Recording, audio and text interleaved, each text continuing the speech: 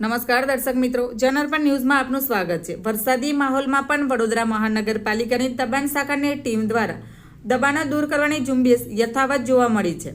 બુધવારે પાણીગેટ પોલીસ મથકથી લઈ હરણખાના સુધી રસ્તામાં અવરોધરૂપ દબાણો પાલિકાની દબાણ શાખાની ટીમ દ્વારા વાડી અને પાણીગેટ પોલીસ મથકના બંદોબસ્ત સાથે દૂર કરવામાં આવ્યા હતા।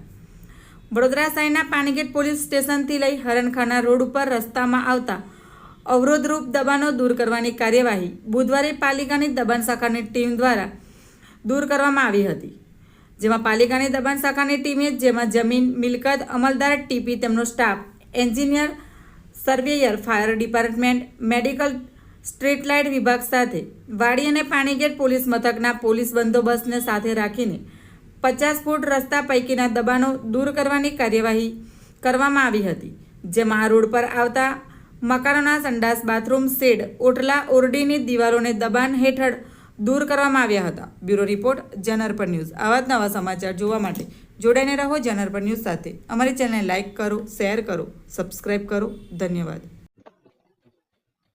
પાણીગેટ પોલીસ સ્ટેશનથી લઈને હરણખાના રોડ 50 ફૂટ રોડમાં આવતા દબાણો જેવા કે સંડાસ, બાથરૂમ, શેડ, ઓટલા, ઓરડીની દિવાલ એને દૂર કરવાની કાર્યવાહી ચાલુ છે। જમીન મિલકત અમલદાર શ્રી ટીપી, તેમનો staff, engineer Shri, surveyor Shri અને fire department, medical, street light, GEB, Wadi અને પાણીગેટ પોલીસ સ્ટેશનનો સ્ટાફ સાથે રાખી 50 ફૂટ રસ્તા પૈકીના દબાણો દૂર કરવાની કાર્યવાહી